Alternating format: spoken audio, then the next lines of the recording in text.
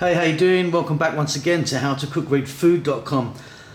Going to be making a really easy potato salad, not going to keep you long today. So here we go, potatoes. I've peeled those, cut them into nice little kind of bite-sized pieces, boiled them in some salt water, they're nice and soft. Then I'm going to add these three vegetables. You can be playing around with this. So I've got sweet corn, red bell peppers and cucumber, tomatoes, peas, raw mushrooms, olives, anything you like really.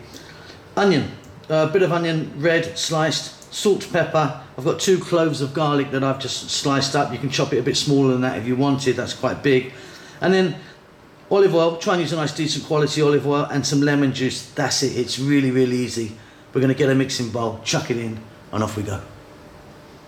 So couldn't be easier, mixing bowl, there's potatoes, bell peppers, sweet corn,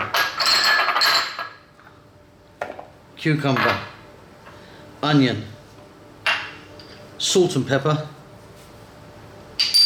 that garlic, a couple of cloves of garlic, like I say, that's quite chunky, might want to do it smaller, lemon juice, and olive oil. We're going to give this a mix.